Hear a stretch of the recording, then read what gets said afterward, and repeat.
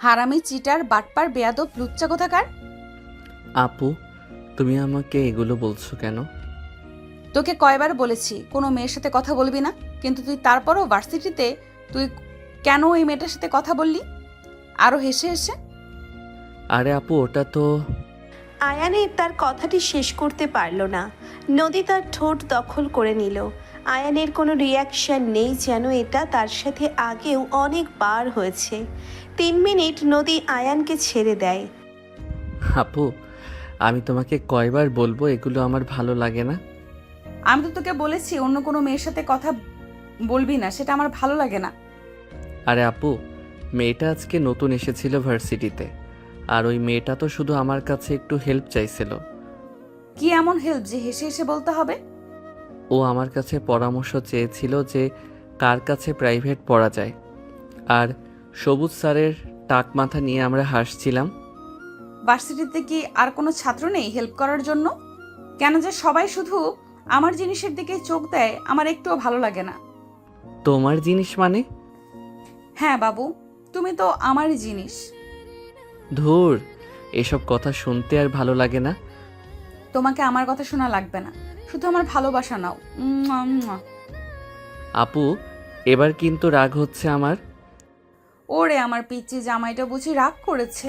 আচ্ছা বাবু, তাহলে আমি এখন যাই, তুমি ফ্রেশ হও। আর একটা কথা, আমি যেটা বলেছি সেটা যেন মনে থাকে, কোনো মেয়ের সাথে কথা বলতে পারবি না। এটা বলে নদী আয়ানের রুম থেকে বেরিয়ে নিজের রুমে চলে যায়। এতক্ষণ তো কিছুই বুঝলেন না। চলুন গল্পটা একটু বুঝে আসি। আমাদের নায়ক নায়িকা হচ্ছে চাচাতো ভাই বোন। তাদের বাবারা একই বাড়িতে থাকে। তাদের বাবাদের একটি কনস্ট্রাকশন কোম্পানি আছে, সেটাই তারা 2 ভাই মিলে পরিচালনা করে।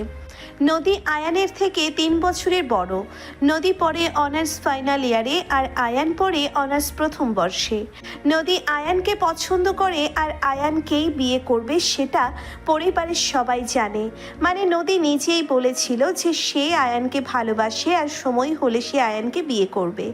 প্রথমে পরিবারের কেউ রাজি না থাকলেও পরে সবাই নদীর জেদের কাছে হার মানে এবং নদীর কথা সবাই মেনে নেয়। আর আজকে কি হলো সেটা তো আপনারা জানেনই। তাহলে মূল গল্পে ফেরা যাক। নদী চলে গেলে আয়ান তার ড্রেস চেঞ্জ করে খাবার খেতে আসে। খাবার টেবিলে পরিবারের সবাই ছিল। কিরে আয়ান, তোর ঠোঁটগুলো এমন লাল হয়ে আছে কেন?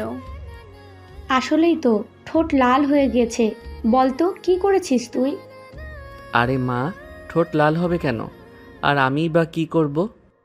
আরে বাবি, আপনি ওর ঠোঁটগুলো দেখে যান। তখন নদী সিঁড়ি দিয়ে নিচে নামছিল। নদী তাদের সব কথা শুনে আয়ানের ঠোঁটের দিকে তাকায়। নদী বুঝে যায় যে আয়ানের ঠোঁটে তার লিপস্টিকের দাগই লেগে আছে। আয়ানের মা আয়ানের ঠোঁট দেখার জন্যে তার দিকে যাচ্ছিল। ঠিক তখনই নদী দৌড়ে গিয়ে আয়ানের মুখ চেপে ধরে। কিরে নদী, কি হয়েছে? তুই আয়ানের মুখ চেপে ধরেছিস কেন? আমাকে একটু ওর ঠোঁটগুলো দেখতে দে, আমার খুব টেনশন হচ্ছে। কোনো রোগ টোগ হলো নাকি? আর ছোট আম্মু কিছু হয়নি আয়ানের, তোমার ওই ঠোঁট দেখার কোনো প্রয়োজন নেই। নদী, এগুলো কেমন কথা? তুই ভাবিকে আয়নের ঠোঁটগুলো দেখতে দে, আমারও তো চিন্তা হচ্ছে। আরে মা, বললাম তো কিছু হয়নি। নদীর মা তখন নদীর কাছে গিয়ে জোর করে নদীর হাত সরিয়ে আয়ানের ঠোঁট দেখে। নদীর মা আয়ানের ঠোঁট ধরলে তার আঙ্গুলে কিছুটা লিপস্টিক লেগে যায়। তখন নদীর মা ব্যাপারটা বুঝতে পারে, আর আয়ানের মাও এটা দেখে বুঝে ফেলে কি হয়েছে। তখন নদী বলে, আসলে আসলে হয়েছে, বুঝতে পেরেছি। আর বলতে হবে না, এখন খেতে বস। তখন নদী খেতে বসে। আর আয়ান, সে তো এতক্ষণে বুঝলো ব্যাপারটা। তখন দুজনেই লজ্জা পাচ্ছিল। তাদের মায়েরা মিটিমিটি হাসছিল। নদী কোনো রকমে একটু খেয়ে হাত ধুয়ে দৌড়ে মারে। আয়ানও ধীরে ধীরে কেটে পড়ে। নদী তার ঘরে গিয়ে দরজা বন্ধ করে খাটে বসে পড়ল। লজ্জায় তার মুখ এখনো লাল হয়ে আছে। ইস, এমন কি করলাম? নিচের উপর বিরক্তিতে ছটফট করতে লাগলো সে। আয়ানের সামনে এমন একটা কাণ্ড করে ফেলাটা তার মোটেও উচিত হয়নি। যদিও আয়ানের প্রতি তার ভালোবাসা অগাধ, কিন্তু মাঝে মাঝে সে নিজেই নিজের আবেগ সামলাতে পারে না। অন্যদিকে আয়ান নিজের ঘরে গিয়ে আয়নার সামনে দাঁড়ালো। তার ঠোঁটের দিকে তাকিয়ে একটা হালকা হাসি ফুটল। নদীর এমন অধিকার ফলানোটা একদিকে যেমন তাকে বিরক্ত করে, তেমনি কোথাও না কোথাও একটা ভালো লাগাও কাজ করে। তবে প্রকাশ করতে ভয় পায়, যদি আপু আবার রেগে যায়। খাবার টেবিলে তাদের মায়েরা একে অপরের দিকে তাকিয়ে মুচকি হাসছিলেন। নদীর মা আয়ানের মাকে উদ্দেশ্য করে, দেখলেন তো ভাবি কাণ্ডটা, আমার মেয়েটা একটু বেশিই পজিটিভ। হা হা, কি আর বলবেন বলুন তো। তবে ছেলেটাও আমার কম যায় না, ভেতরে ভেতরে হয়তো খুশিই হয়েছে। আপনি কি যে বলেন না, ও এখনো ছোট, নদীর পাগলামিগুলো ঠিক বুঝতে পারে না। ছোট হলেও অনুভূতি তো আছে, তাই না? দেখবেন একদিন ঠিকই বুঝবে। রাতের খাবার শেষে সবাই নিজেদের ঘরে চলে যায়। নদীর ঘুম আসছিল না, বারবার আয়ানের মুখটা মনে পড়ছিল, আর তার বোকামির জন্য নিজের উপর রাগ হচ্ছিল। ভাবছিল কাল সকালে আয়ানের সাথে কিভাবে কথা বলবে। আয়ানও বিছানায় ছটফট করছিল। আজ দুপুরে নদীর সেই অপ্রত্যাশিত চুমুটা কিছুতেই ভুলতে পারছে না। যদিও প্রথমে খারাপ লেগেছিল, কিন্তু পরে কেন যেন একটা অন্যরকম অনুভূতি হচ্ছিল। আপুর চোখে মুখে তার জন্য যে ভালোবাসা দেখতে পায়, সেটা অস্বীকার করার উপায় নেই। পরের দিন সকালে ঘুম থেকে উঠে নদী ফ্রেশ হয়ে নিচে নামে। খাবার টেবিলে গিয়ে দেখে সবাই বসে আছে, শুধু আয়ান ছাড়া। কি রে নদী, আয়ান এখনো ওঠেনি? যা তো মা, একটু ডেকে নিয়ে আয়। নদী ধীরে ধীরে আয়ানের ঘরের দিকে যায়। দরজার কাছে গিয়ে একটু ইতস্তত করে, তারপর কড়া নাড়ে। কে? আমি নদী, মা ডাকছে, জলদি নিচে আয়। আয়ান তাড়াতাড়ি দরজা খুলে দেয়। নদীর দিকে তাকিয়ে হালকা হাসে। হ্যাঁ যাচ্ছি, তুমি যাও। নদী আয়ানের হাসির দিকে তাকিয়ে মুহূর্তের জন্য থমকে যায়। এই ছেলেটা কি আসলেই তার উপর বিরক্ত, নাকি ভেতরে অন্য কিছু চলছে? তারা দুজনে একসাথে খাবার টেবিলে আসে। পরিবেশটা একটু নীরব। গতকালের ঘটনার পর দুজনেই কেমন যেন গুটিয়ে আছে। কিরে, তোরা দুজনে চুপচাপ কেন? কোনো সমস্যা হয়েছে নাকি? আরে না না, এমনিতেই। আজ তোদের ভার্সিটি নেই? না বাবা, আজ আমাদের কোনো ক্লাস নেই। আমারও আজ তেমন কাজ নেই। তাহলে তো ভালোই, আজ দুপুরে সবাই একসাথে খাবো। খাবার শেষ হওয়ার পর নদী ভাবে আয়ানের সাথে একটু কথা বলা দরকার। গতকালের ঘটনাটার জন্য অন্তত একটা সরি বলা উচিত। সে আয়ানের ঘরের দিকে যায়। দরজা খোলা দেখতে পেয়ে ভেতরে ঢোকে। আয়ান তার ডেস্কের সামনে বসে ল্যাপটপে কিছু কাজ করছিল। নদীর পায়ের শব্দ শুনে মুখ তুলে তাকায়। আয়ান, তুমি মানে গতকালকের জন্য সরি। আমি ওভাবে তোমার মুখ চেপে ধরাটা ঠিক হয়নি। আয়ান ল্যাপটপ বন্ধ করে নদীর দিকে তাকায়। তার চোখে কোনো রাগ বা বিরক্তি দেখতে পেল না নদী। ইটস ওকে আপু, তুমি রাগ করেছিলে তাই হয়তো। কিন্তু আমার ওভাবে রিয়্যাক্ট করাটা ভুল ছিল। তুমি আমাকে ভালোবাসো, তাই না আপু? নদীর মুখটা লাল হয়ে যায়। এই প্রশ্নের জন্য সে একেবারেই প্রস্তুত ছিল না। হ্যাঁ, বাসি তো। তোকে তো আমি ছোটবেলা থেকেই। আর আমিও তোমাকে, মানে তোমাকে আমার খুব ভালো লাগে আপু। নদী অবাক হয়ে আয়ানের দিকে তাকিয়ে থাকে। এই কথাগুলো কি সে সত্যিই শুনছে? আয়ান কি তাকে ভালোবাসে? আয়ান উঠে এসে নদীর হাত ধরে। তার চোখে এক গভীর আবেগ। আমি জানি তোমার ভালোবাসাটা একটু অন্যরকম, মাঝে মাঝে আমার দম বন্ধ লাগে, কিন্তু এটাও জানি তুমি আমাকে ছাড়া থাকতে পারবে না। আর সত্যি বলতে আমিও এখন তোমাকে ছাড়া কিছু ভাবতে পারি না। নদীর চোখ দিয়ে জল গড়িয়ে পড়ে। এতদিনের চাপা কষ্ট আর অনিশ্চয়তা যেন এক মুহূর্তে দূর হয়ে গেল। তুই তুই সত্যি বলছিস? আয়ান মুচকি হেসে নদীর চোখের জল মুছে দেয়। হ্যাঁ আপু, সত্যি বলছি। তোমার ওই অধিকার ফলানো, রাগ করা সব কিছু মিলিয়েই তো তুমি আমার নদী আপু। নদী আর নিজেকে সামলাতে পারল না, ঝাঁপিয়ে পড়ে জড়িয়ে ধরলো আয়ানকে। তাদের ভালোবাসার এক নতুন অধ্যায় শুরু হলো। তবে এই পথটা কতটা মসৃণ হবে সেটা সময়ই বলবে। সেদিন দুপুরে খাবার টেবিলে এক আনন্দ ঘন পরিবেশের সৃষ্টি হয়। গতকালের চাপা উত্তেজনা যেন আজ একেবারেই নেই। নদীর মা এবং আয়ানের মা নিজেদের মধ্যে খুনসুটিতে মেতেছিলেন, আর তাদের বাবারা হালকা হাসি বিনিময় করছিলেন। নদীর মনে আনন্দের ঢেউ লাগে যখন সে অনুভব করে তাদের সম্পর্কের একটি নতুন সূচনা হয়েছে। আয়ানের চোখেও সে একই রকম উজ্জ্বলতা দেখতে পায়। আচ্ছা ভাই সাহেব, আজ বিকেলে কি কোথাও বের হওয়া যায়? অনেক দিন কোথাও ঘুরতে যাওয়া হয় না। হ্যাঁ ভাবি, আমারও মনে হয় একটু ঘুরে আসা দরকার। কোথায় যাওয়া যায় বলুন তো? আমার মনে হয় নদীর ধারটা ভালোই হবে। খোলা জায়গা, শান্ত পরিবেশ, সূর্যাস্তের সময়টা তো আরও সুন্দর লাগে। একদম ঠিক বলেছিস, নদীর ধারেই যাওয়া যাক। কি রে আয়ান, নদী তোদের কোনো আপত্তি আছে? না বড় আম্মু, আমার কোনো আপত্তি নেই। নদীর যেখানে ভালো লাগে সেখানেই যাব। আমারও কোনো সমস্যা নেই, অনেকদিন নদীর ধারে যাইনি। তাহলে তো ফাইনাল, আজ সন্ধ্যায় আমরা সবাই মিলে নদীর ধারে ঘুরতে যাব। তোরা দুজনও তৈরি হয়ে নিস। নদী ও আয়ান একসাথে বলে ওঠে অবশ্যই। দুপুরের খাবারের পর থেকেই নদীর মনে এক চাপা উত্তেজনা কাজ করতে থাকে। আয়ানের সাথে একসাথে ঘুরতে যাওয়ার ভাবনাতেই তার মন ভরে ওঠে। সে তার পোশাক ঠিক করতে শুরু করে। কোন শাড়িটা পরবে, কেমন করে সাজবে, এসব ভাবতে গিয়ে অনেকটা সময় পার করে দেয়। অন্যদিকে আয়ানের মধ্যেও এক অন্যরকম ভালো লাগা কাজ করছিল। নদীর প্রতি তার অনুভূতিগুলো এখন আর শুধু ভালো লাগার মধ্যে সীমাবদ্ধ নেই।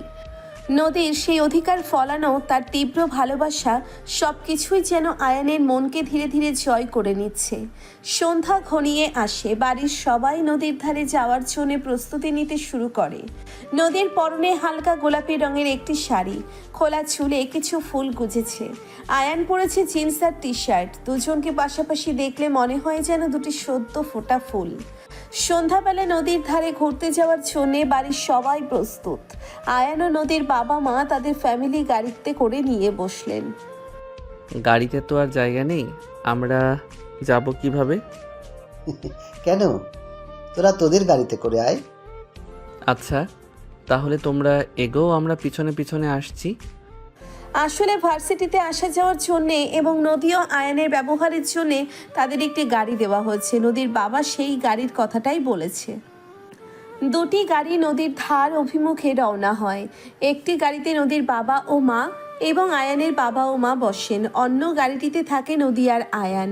গাড়িতে উঠেই নদী একটি রোমান্টিক গান প্লে করে দেয়। আয়ান ড্রাইভিং সিটে বসে গাড়ি চালাচ্ছে আর নদীর গানের সুরে হালকা দুলছে। হঠাৎ নদী আয়ানের একটি হাত ধরে। আয়ান চমকে ওঠে এবং বড় বড় করে চোখ করে নদীর দিকে তাকায়। নদী আয়ানের হাতে চাপ দিয়ে বলে, আমার দিকে না তাকিয়ে সামনে তাকিয়ে গাড়ি চালা, না হলে অ্যাক্সিডেন্ট হয়ে যাবে। আয়ান একটু অপ্রস্তুত হয়, তবে নদীর কথা শুনে সঙ্গে সঙ্গে সামনের দিকে মনোযোগ দেয়। নদীর হাতের স্পর্শ তার শরীরে এক নতুন শিহরণ জাগায়।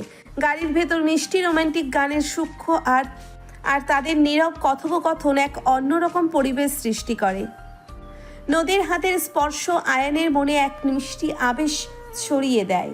সে এক পলকের জন্যে হলেও অন্যরকম অনুভূতিতে ভেসে গিয়েছিল। নদীর কথা শুনে সঙ্গে সঙ্গে সে মনোযোগ দেয় ড্রাইভিংয়ে। তাদের গাড়ি এগিয়ে চলে নদীর পাড়ের দিকে। গাড়ির ভেতরে তখন কেবল মৃদু রোমান্টিক গানের সুর ভেসে আসছিল, আর দুজনের নীরবতা যেন এক নতুন ভাষা খুঁজে পেয়েছিল। কিছুক্ষণের মধ্যেই তারা নদীর ধারে এসে পৌঁছয়। আগের গাড়িতে আসা তাদের বাবা মায়ের ততক্ষণে গাড়ি থেকে নেমে আশেপাশে ঘুরে দেখছেন। আগের গাড়িতে আসা তাদের বাবা মায়েরা এতক্ষণ গাড়ি থেকে নেমে আশেপাশে ঘুরে দেখছেন। নদীর শান্ত ঢেউ আর অস্তগামী সূর্যের আলোয় চারিপাশ এক মনোরম দৃশ্যে পরিণত হয়েছে। আয়ান গাড়ি পার্ক করে ইঞ্জিন বন্ধ করে। নদী ততক্ষণে দরজা খুলে নেমে পড়েছে। সে মুগ্ধ দৃষ্টিতে চারপাশের সৌন্দর্য দেখছিল। বাহ, জায়গাটা তো বেশ অসাধারণ সুন্দর। আয়ানও গাড়ি থেকে নেমে নদীর দিকে তাকায়। নদীর চোখে প্রকৃতির এই রূপ যেন আরো বেশি মায়াবী হয়ে উঠল। কিরে মা, ভালো লাগছে তো? জায়গাটা আমারও খুব প্রিয়। হ্যাঁ ছোট আম্মু, খুব ভালো লাগছে। অনেক দিন পর এমন শান্ত একটা জায়গায় এলাম। সাবধানে চালালি তো? কোনো অসুবিধা হয়নি তো? না বড় আব্বু, সব ঠিক ছিল। এরপর সবাই মিলে নদীর পাড় ধরে হাঁটতে শুরু করলো। নদীর মা ও আয়ানের মা একসাথে পুরনো দিনের গল্প করছিলেন। নদী ও আয়ান কিছুটা দূরে পাশাপাশি হেঁটে যাচ্ছিল। নদীর পাড়ের নরম বাড়িতে হোঁচট খায় নদী, আর টাল সামলাতে না পেরে পড়ে যাচ্ছিল। মুহূর্তের মধ্যে আয়ান তার হাত ধরে ফেলে, নদীর কোমর জড়িয়ে ধরে তাকে সোজা করে দাঁড় করায়। নদীর ব্যথা আয়ানের বুকে। উফ, একটু হলেই পড়ে যেতাম। Thank you. সাবধানে হাঁটো আপু, আশেপাশে খেয়াল রাখো। তাদের চোখাচোখি হয়। নদীর গোলাপি শাড়ির আঁচল বাতাসের ঢেউয়ে উড়ছিল, আর আয়ানের চোখে ছিল শুধু তাদের হৃদস্পন্দন শোনা যাচ্ছিল। কিরে, তোরা ওখানে দাঁড়িয়ে কি করছিস? আয় এদিকে, সূর্যাস্তটা দেখবি না? তাদের ঘোর ভাঙে। আয়ান নদীর কোমর থেকে হাত সরিয়ে নেয়, তবে তার হাতের স্পর্শ তখনও নদীর শরীরে অনুভব হচ্ছিল। তারা দুজনে একসাথে তাদের বাবা মায়ের দিকে এগিয়ে যায়। সূর্য তখন পশ্চিম আকাশে রক্তিম আভা ছড়াচ্ছে। নদীর জলে সেই রঙের প্রতিফলন এক অপার্থিব দৃশ্যের সৃষ্টি করেছে। সবাই মিলে সেই মনোরম দৃশ্য উপভোগ করছিল। নদীর ঠান্ডা বাতাস তাদের শরীর ছুঁয়ে যাচ্ছিল, আর মনের ভেতর এক প্রশান্তির অনুভূতি জাগছিল। কিছুক্ষণ পর নদীর বাবা বলেন, চলো এবার একটু চা খাওয়া যাক, এখানে একটা ভালো চায়ের দোকান আছে। সবাই হেঁটে সেই চায়ের দোকানের দিকে যায়। নদীর আর আয়ানের মনে তখনও সেই মুহূর্তের রেশ লেগেছিল। তাদের সম্পর্কের নতুন সমীকরণে প্রকৃতিও যেন আজ এক বিশেষ ভূমিকা পালন করেছে। নদীর পাড়ে থাকা চায়ের দোকানে পৌঁছে সবাই আরাম করে বসলেন। গরম চায়ের কাপে চুমুক দিতে দিতে হালকা শীতের আমেজ যেন আরও উপভোগ্য হয়ে উঠল। নদীর মা আর আয়ানের মা নিজেদের মধ্যে বিভিন্ন গল্প জুড়ে দিলেন। তখনও হাসির রোল উঠল, তো কখনো পুরনো দিনের স্মৃতিচারণ। তাদের বাবারাও কাজের জগতে আর সামনাসামনি বিষয় নিয়ে আলোচনায় মশগুল ছিলেন। নদী আর আয়ান পাশাপাশি বসেছিল। দুজনের চোখেই একে অপরের প্রতি এক নতুন মুগ্ধতা। কিছুক্ষণ আগে নদীর পাড়ে যাওয়া এবং আয়ানের তাকে ধরে তোলার সেই মুহূর্তটা তাদের দুজনকে আরও কাছে এনে দিয়েছে। যদিও তারা মুখে কিছু বলছিল না, তবুও তাদের নিরাপত্তা যেন অনেক কথা প্রকাশ করছিল। কিরে নদী, তোর শ্বশুর শাশুড়ি কেমন লাগছে? মানে? আরে বাবা, আমরা তো তোমার শ্বশুর শাশুড়ি, তাই না? নদীর মুখ লজ্জায় লাল হয়ে যায়, সে মাথা নিচু করে ফেলে। আয়ান মুচকি হেসে তার মায়ের দিকে তাকায়। তুমিও না ভাবি, মেয়েটা এখনো ছোট, এসব কথা এখন থাক। আরে না না, ছোট আর কোথায়, অনার্স ফাইনাল ইয়ারে পড়ে, আর আমাদের আয়নও তো কম যায় না। তাদের মধ্যে হালকা হাসি ঠাট্টা চলতে থাকে। নদীর বুকের ভেতর এক অজানা ভালো লাগা ঢেউ তোলে। আয়ানের পরিবারের সদস্যরাও যেন তাদের সম্পর্কটাকে স্বাভাবিকভাবে মেনে নিয়েছে, এটা ভেবে তার মন শান্তি পায়। চা খাওয়া শেষ হলে নদীর বাবা বলেন, এবার ওঠা যাক, রাত তো কম হয়নি। সবাই ধীরে ধীরে বাড়ির দিকে এগিয়ে যায়। নদীর ঠান্ডা লাগছিল, তাই আয়ান নিজের জ্যাকেট খুলে তার কাঁধে দেয়। নদীর শরীরটা যেন উষ্ণ হয়ে ওঠে সেই স্পর্শে। সে কৃতজ্ঞতার ভরে আয়ানের দিকে তাকায়। গাড়িতে ফেরার পথে নদী আনমনে গুনগুন করছিল। আয়ান এক পলক তার দিকে তাকিয়ে আবার মনোযোগ দেয় ড্রয়িং রুমে। তাদের গাড়িতে সেই আগের রোম্যান্টিক গানটি আবার বাজতে শুরু করলো। ফিরে সবাই ফ্রেশ হয়ে রাতের খাবারের জন্য বসে। খাবারের টেবিলে সেই হাসি খুশির রেশ বজায় থাকে। নদীর মা আয়ানের পছন্দের কিছু পদ রান্না করেছিলেন, আর আয়ানও নদীর প্রিয় মিষ্টি এনেছিল। খাওয়ার পর সবাই কিছুক্ষণ একসাথে বসে গল্প করে। নদীর ছোটবেলা দুষ্টুমি আর আয়ানের শান্ত স্বভাবের ভাব নিয়ে নানা মজার কথা উঠে আসে। নদীর বাবা মা আয়ানের প্রতি তাদের স্নেহ প্রকাশ করেন, আর আয়ানের বাবা মাও নদীকে তাদের মেয়ের মতোই দেখেন। নিজের ঘরে এসে নদীর বারান্দায় দাঁড়ায়। আকাশে অজস্র তারা মিটিমিটি করে জ্বলছে। তার মনে আজ এক অন্যরকম শান্তি। আয়ানের ভালোবাসা আর পরিবারের সমর্থন, এই দুটো জিনিস তার জীবনকে যেন নতুন আলোয় ভরিয়ে তুলেছে। পেছন থেকে কেউ এসে তার কাঁধে হাত রাখে। নদী চমকে ঘুরে দেখে আয়ান দাঁড়িয়ে আছে। কি দেখছো? একা দাঁড়িয়ে? ঠান্ডা লাগবে তো। তারা দেখছি, আজ আকাশটা খুব পরিষ্কার। হ্যাঁ, তোমার মনটাও কি আজ আকাশের মতোই পরিষ্কার? নদী আয়ানের হাত ধরে তার বুকে মাথা রাখে। হ্যাঁ, খুব পরিষ্কার। আজ আমার মনে কোনো মেঘ নেই। আয়ান আলতো করে নদীর চুলে হাত বুলিয়ে দেয়। তাদের নীরব আলিঙ্গনে রাতের নিস্তব্ধতা ভেঙে শুধু ভালোবাসার উষ্ণতা অনুভব হয়। নদীর বারান্দায় তারা বিকেলে কিছুক্ষণ দাঁড়িয়ে থাকে। রাতের শান্ত বাতাস আর আকাশের তারারা যেন তাদের ভালোবাসার নীরব সাক্ষী। আয়ানের হাতের স্পর্শে নদীর সমস্ত ক্লান্তি দূর হয়ে যায়, আর নদীর সান্নিধ্যে আয়ান খুঁজে পায় এক গভীর আশ্রয়। চলো ভেতরে যাই, ঠান্ডা লাগছে হয়তো। চলো। তারা দুজনে একসাথে ঘরে ফেরে। বিছানায় গা এলিয়ে দিলেও ঘুম যেন আসতে চায় না। দুজনের মনেই সেই নদীর ধারের স্মৃতি আর পরিবারের উষ্ণ ব্যবহার ভিড় করে থাকে। পরের কয়েকটা দিন নদীর জীবন অন্যরকম ব্যস্ততা নিয়ে আসে। তার ফাইনাল ইয়ারের পরীক্ষা দরজায় কড়া নাড়ছে, তাই এখন তার দিনের বেশিরভাগ সময়ই কাটে বইয়ের পাতায় মুখ গুজে। আয়ান তার সাধ্যমতো নদীর পাশে থাকে, তার পড়ার টেবিলে প্রয়োজনীয় সবকিছু গুছিয়ে দেয়, মাঝে মধ্যে গরম কফি বানিয়ে এনে দেয়। রাতে যখন নদী ক্লান্ত হয়ে ঘুমিয়ে পড়ে, আয়ান তখনও জেগে থাকে। সে খেয়াল রাখে নদীর কোনো অসুবিধে হচ্ছে কিনা। করে নদীর কপালে চুমু খেয়ে নিজের দিনের কাজ শুরু করে। একদিন দুপুরে পড়ার ফাঁকে নদী বারান্দায় এসে দাঁড়ায়। ক্লান্তিতে তার চোখ ঘুমে ঢুলে আসছে। আয়ান এসে তার পাশে দাঁড়ায়। নদী আয়ানের কাঁধে মাথা রাখে। কি হলো আপু, শরীর খারাপ লাগছে? না রে, একটু টায়ার্ড লাগছে, আর পড়তে ভালো লাগছে না। একটু বিশ্রাম নাও, আমি তোমার জন্য শরবত বানিয়ে আনি। আয়ান দ্রুত রান্নাঘরে গিয়ে নদীর অন্য ঠান্ডার শরবত নিয়ে আসে। নদীর হাতে গ্লাস ধরিয়ে দিয়ে বলে, এটা খেয়ে একটু ফ্রেশ হও, তারপর আবার পড়তে বসো। থ্যাংক ইউ সোনা জামাই, তুমি না থাকলে আমার কি হতো। আরে বাবা, আমি তো সবসময় তোমার পাশেই আছি। পরীক্ষার কয়েকটা দিন এভাবেই কাটে। নদীর অক্লান্ত পরিশ্রম আর আয়ানের নিঃস্বার্থ সেবা তাদের ভালোবাসাকে আরো গভীর করে তোলে। তারা একে অপরের শান্তি হয়ে ওঠে। নদীর চোখে ভবিষ্যতের স্বপ্ন, আর সেই স্বপ্নে সবসময় জড়িয়ে থাকে আয়ানের মুখ। একদিন সকালে আয়ানের ঘুম ভাঙে এক মিষ্টি উষ্ণতায়। চোখ খুলে দেখে তার বুকের উপর মাথা রেখে শান্তভাবে ঘুমিয়ে আছে নদী। নদীর এলোমেলো চুল তার মুখের উপর এসে পড়ছে, আর তার নিঃশ্বাসের হালকা স্পর্শ আয়ানের ত্বকে অনুভূত হচ্ছে। এক অপার্থিব শান্তিতে ভরে ওঠে আয়ানের মন। আয়ান আলতো হাতে নদীর চুলের কয়েক লহর সরিয়ে দেয়। নদীর মায়াবী ঘুমন্ত মুখ তার হৃদয়ে এক গভীর ভালোবাসার জন্ম দেয়। কিন্তু পরক্ষণেই মনে পড়ে আজ তাদের দুজনেরই ভার্সিটিতে ক্লাস আছে। আয়ান সাবধানে নড়ে চড়ে নদীকে জাগানোর চেষ্টা করে। আপু, ও আপু, ওঠো, সকাল হয়ে গেছে। নদী প্রথমে একটু কুঁকড়ে যায়, তারপর চোখ খুলে দেখে আয়ানের দিকে তাকিয়ে মিষ্টি করে হাসে। কটা বাজে?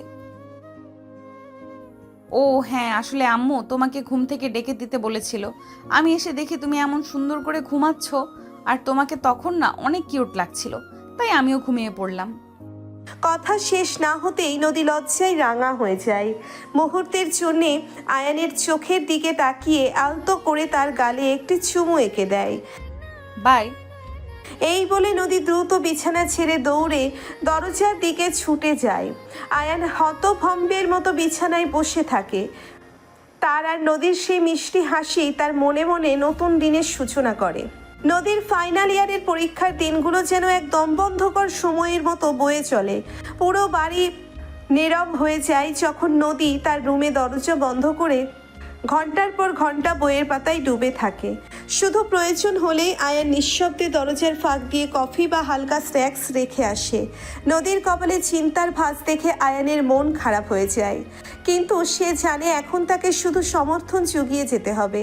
প্রথম পরীক্ষার দিন সকালে আয়ানের ঘুম ভাঙে নদীর তাড়াহুড়োয়। সে উদ্বিগ্ন হয়ে নদীর ঘরে ছুটে যায়। কি হয়েছে আপু, এত তাড়াহুড়ো করছো কেন? সব গুছিয়ে নিয়েছো তো? হ্যাঁ, প্রায় সব, শুধু অ্যাডমিট কার্ডটা যেন খুঁজে পাচ্ছি না। কোথায় রেখেছিলাম মনে পড়ছে না তো।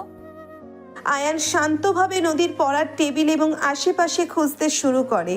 কিছুক্ষণ পর দেখে অ্যাডমিট কার্ডটা তার একটা পুরনো বইয়ের ভেতর রাখা। এই তো এখানে শান্ত হও অপু, সব কিছু ঠিক হয়ে যাবে। শরীর ঠিক আছে তো? নার্ভাস লাগছে? একটু তো লাগছেই, এতদিনের পরিশ্রমের ফল আজ নির্ধারিত হবে। তবে তুমি পাশে আছো তাই সাহস পাচ্ছি। তোমার এই শান্ত মুখটা দেখলে আমার সব চিন্তা দূর হয়ে যায়। আয়ান নদীর হাতে নিজের হাত রাখে। তাদের হাতের স্পর্শ যেন এক অদৃশ্য শক্তি, যা তাদের সব বাধা অতিক্রম করতে সাহায্য করে।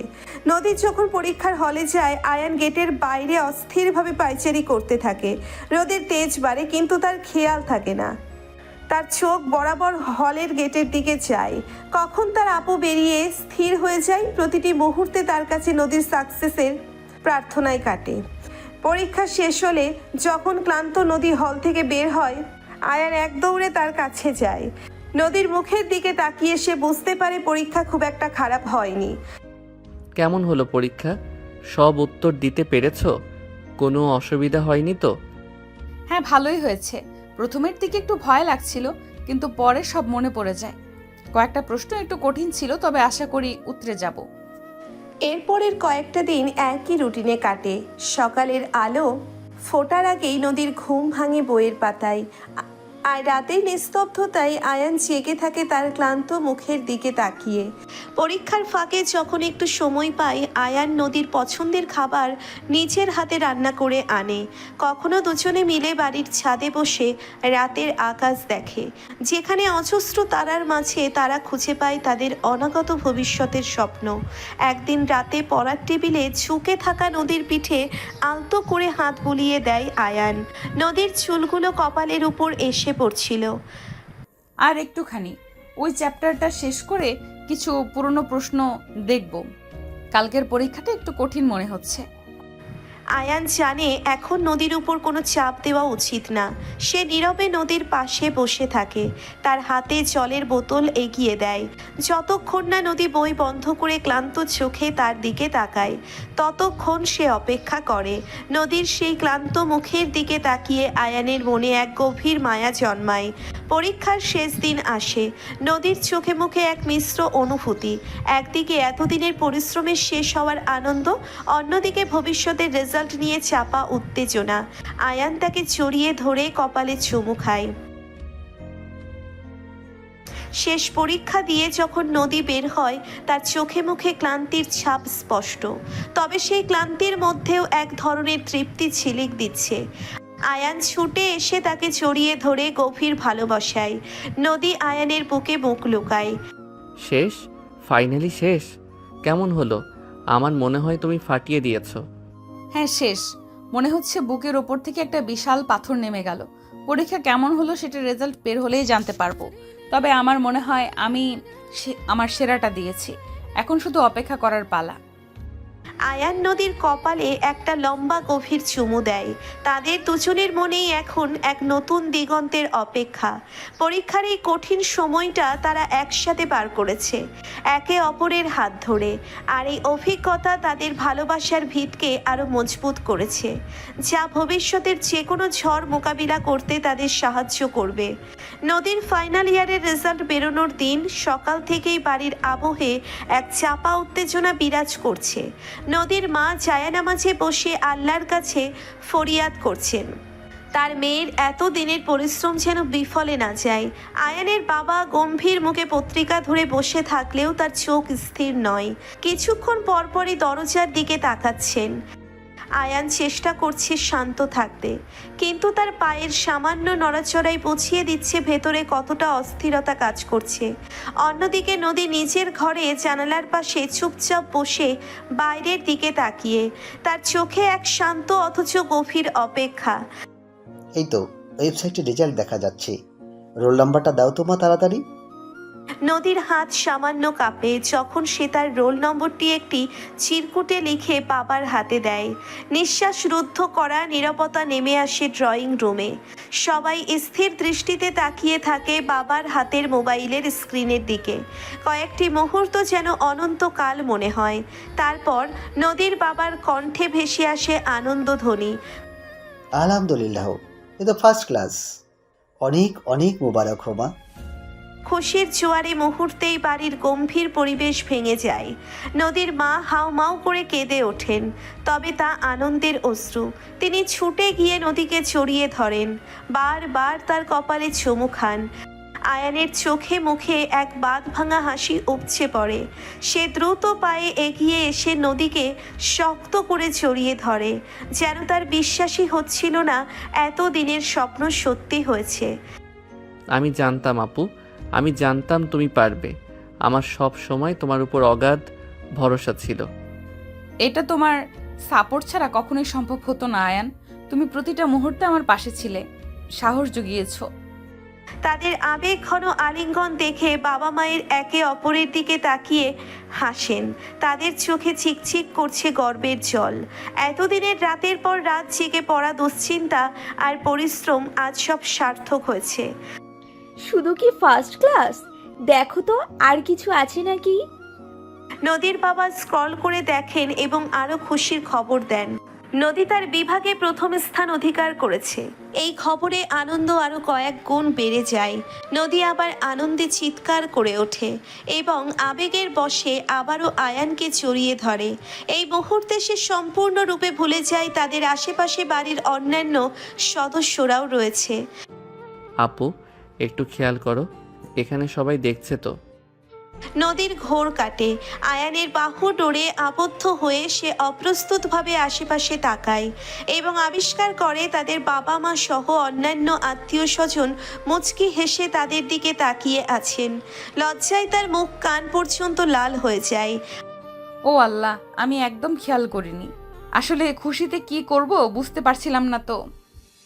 আর কোনো কথা না বলে নদী দ্রুত পায়ে দৌড়ে সিঁড়ি দিয়ে উপরে নিজের ঘরের দিকে পালিয়ে যায়। আয়ানও অপ্রস্তুত হয়ে কান লাল করে একটু হাসে এবং মাথা নিচু করে দাঁড়িয়ে থাকে। কিরে বাবা আয়ান, এত লজ্জা পাচ্ছিস কেন? এটা তো স্বাভাবিক, ভালোবাসার প্রকাশ এমনিই হয়।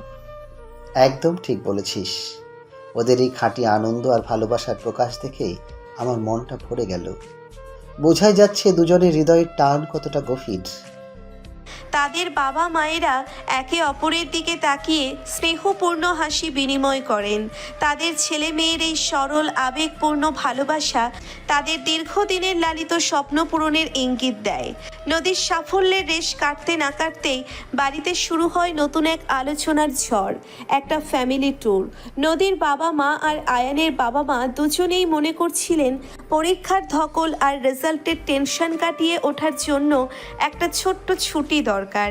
আর এই খুশির আবহে সবাই একসাথে কোথাও ঘুরে এলে মনটাও আরো ফুরফুরে হবে।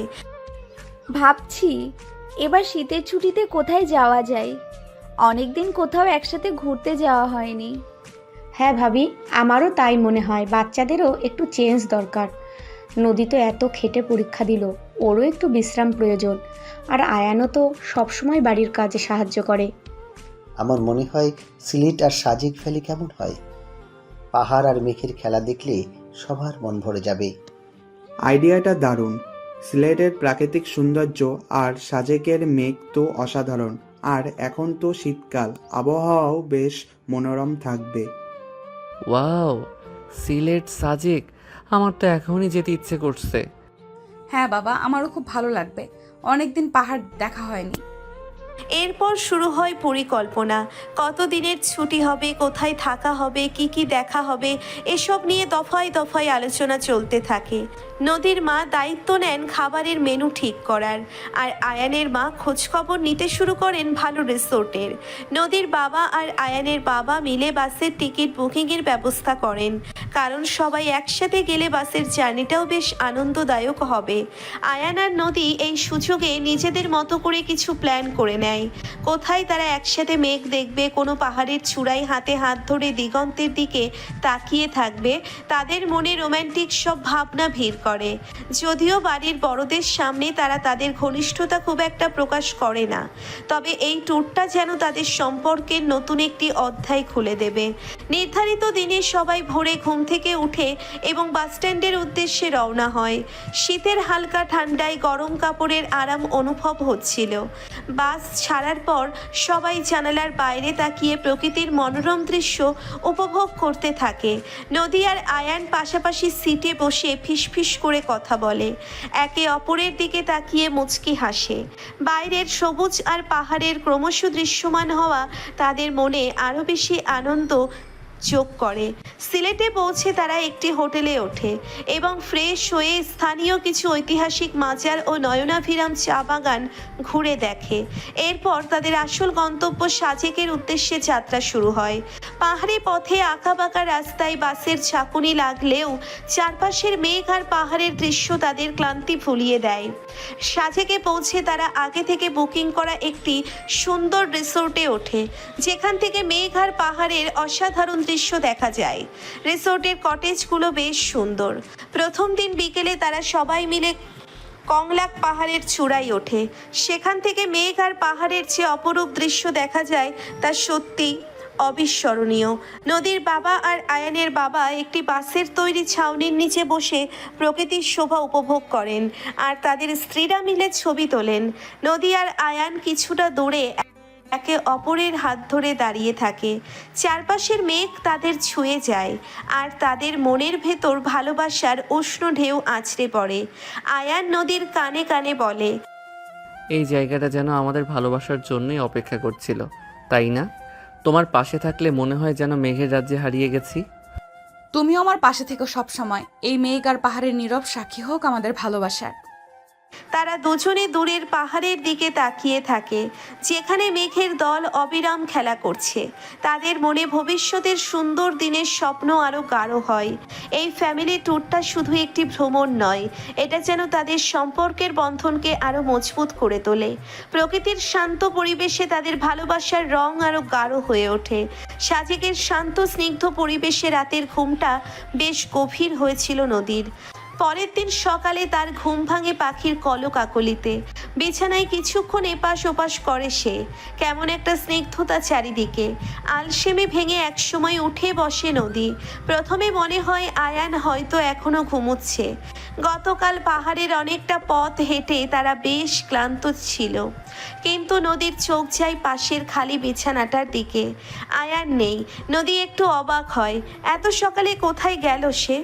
আলতো পায়ে হেঁটে সে রুমের দরজা খোলে। রিসোর্টের বারান্দাটা বেশ লম্বা আর সেখান থেকে মেঘে ঢাকা পাহাড়ের মনোরম দৃশ্য দেখা যায়। নদীর চোখ জুড়িয়ে যায় সেই সৌন্দর্য দেখে। হঠাৎ তার নজরে পড়ে বারান্দার একেবারে শেষ প্রান্তে রেলিং ধরে দাঁড়িয়ে আছে আয়ান। তার পিঠ নদীর দিকে ফিরানো। ভোরের হালকা আলো তার চুলে এসে পড়েছে। দেখে মনে হচ্ছে যেন কোনো গভীর চিন্তায় মগ্ন হয়ে আছে সে। নদী ধীরে ধীরে এগিয়ে যায় আয়ানের দিকে। তার পায়ের শব্দ পায় না আয়ান। একেবারে কাছে এসে নদী আলতো করে আয়ানের কাঁধে হাত রাখে।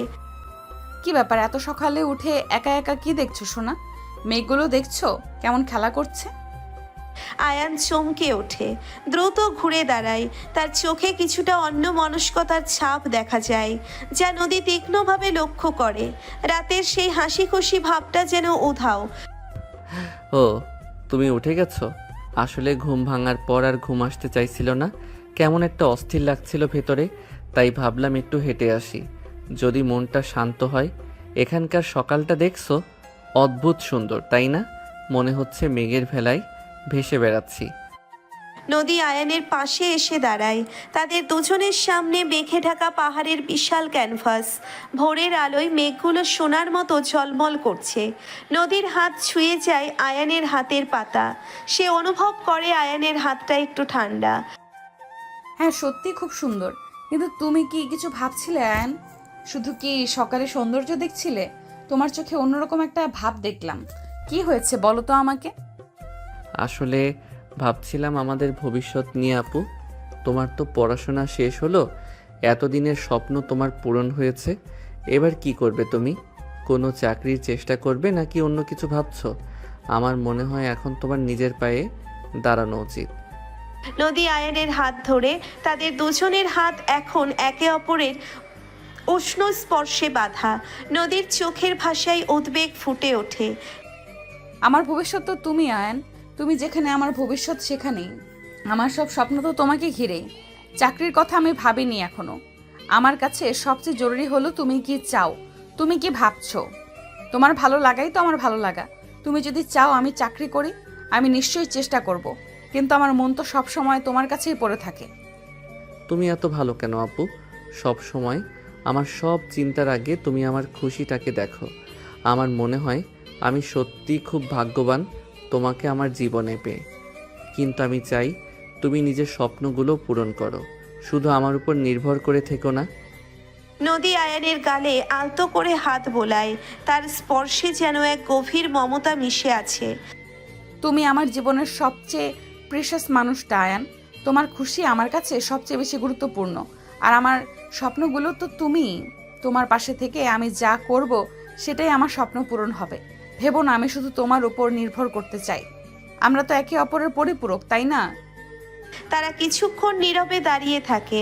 তাদের চারপাশে মেঘেরা ভেসে বেড়ায়, আর তাদের মনের আকাশে ভালোবাসার রং আরও গাঢ় হয়। ভোরের এই শান্ত স্নিগ্ধ পরিবেশে তাদের ভবিষ্যৎ জীবনের স্বপ্নগুলো যেন আরও স্পষ্ট হয়ে ওঠে। তাদের নীরবতাও যেন একে অপরের মনের ভাষা বুঝতে পারে। ভোরের সেই মিষ্টি কথোপকথনের পর দুজনের মন হালকা হয়ে যায়। আয়ানের দুশ্চিন্তা কিছুটা কমে, আর নদীর মনে আয়ানের ভালোবাসার গভীরতা আরও স্পষ্ট হয়। তারা একসাথে রিসোর্টে ফিরে আসে এবং অন্যদের সাথে নাস্তা করতে যোগ দেয়। নাস্তার টেবিলে গতকালকের ভ্রমণের গল্প আর আজকের কোথায় যাওয়া হবে তা নিয়ে আলোচনা চলতে থাকে। নদীর বাবা প্রস্তাব দেন আজ তারা কাছাকাছি একটা ঝর্ণা দেখতে যাবে। পাহাড়ের আঁকাবাঁকা পথ পেরিয়ে ঝর্ণার শীতল জল স্পর্শ করার অভিজ্ঞতা নাকি অসাধারণ। সবাই এই প্রস্তাবে রাজি হয়। নাস্তা শেষ করে সবাই গাড়িতে ওঠে।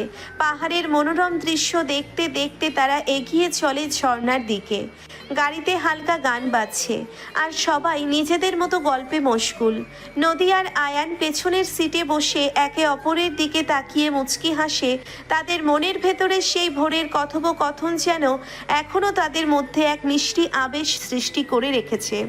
ঝর্ণার কাছে পৌঁছে গাড়ি থেকে নেমে সবাই হেঁটে এগিয়ে যায়। সরু পথ, দুপাশে ঘন সবুজ গাছপালা, পাখির কিচির মিচির আর ঝর্ণার মৃদু কলকল ধ্বনি এক শান্তিময় পরিবেশ সৃষ্টি করে।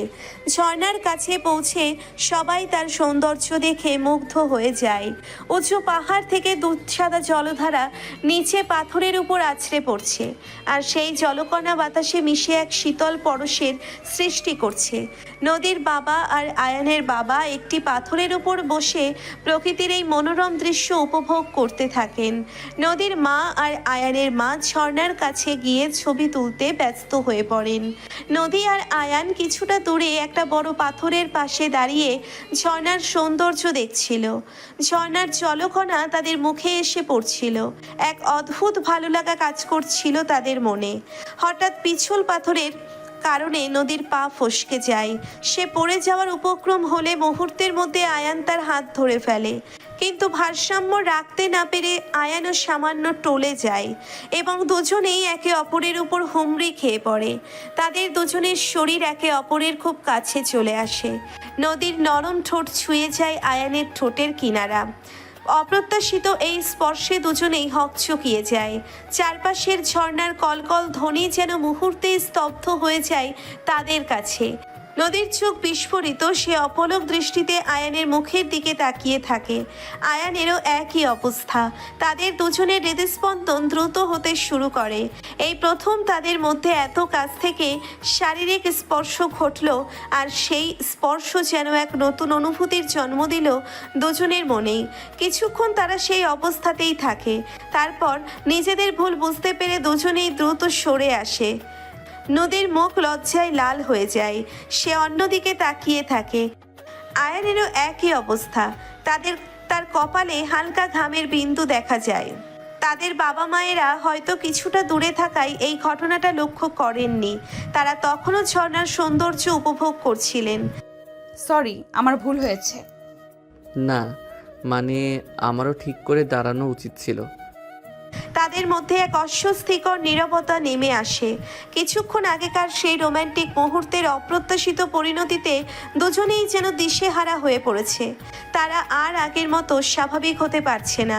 ঝর্ণার সৌন্দর্যও যেন তাদের কাছে ফিকে লাগতে শুরু করে।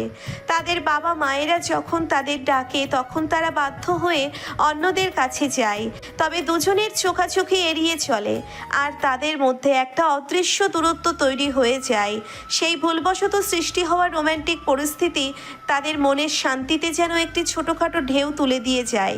ঝর্ণার সেই অপ্রত্যাশিত ঘটনার পর নদীর মনটা খারাপ হয়ে যায়। সারাক্ষণ তার সেই মুহূর্তের কথা মনে পড়ে। এক অদ্ভুত লজ্জা আর অন্যরকম এক অনুভূতি তাকে ঘিরে রাখে। আয়ানের সাথে চোখাচোখি হলেই সে অপ্রস্তুত হয়ে অন্যদিকে তাকিয়ে থাকে। সাজেকে তাদের আরও একদিন থাকার কথা থাকলেও নদীর মনমরা ভাব দেখে তার বাবা মা ঠিক করেন তারা কাল সকালেই ফিরে যাবেন। আয়ানের বাবা মাও তাদের সিদ্ধান্তে সায় দেন। পরের দিন সকালে রিসোর্ট থেকে চেক আউট করে সবাই বাসের জন্য রওনা হয়। বাসের জার্নিটা বেশ নীরব কাটে। নদীর পাশে সিটে বসে আয়ান বারবার তার দিকে আর চোখে তাকায়। নদীর মলিন মুখটা দেখে তারও খারাপ লাগে। সেই ঝর্ণার ঘটনার জন্যে সে নিজেকে কোথাও না কোথাও দায়ী মনে করে। বাস যখন ধীরে ধীরে শহরের দিকে এগিয়ে যাচ্ছে নদীর আনমনা ভাব কাটে না।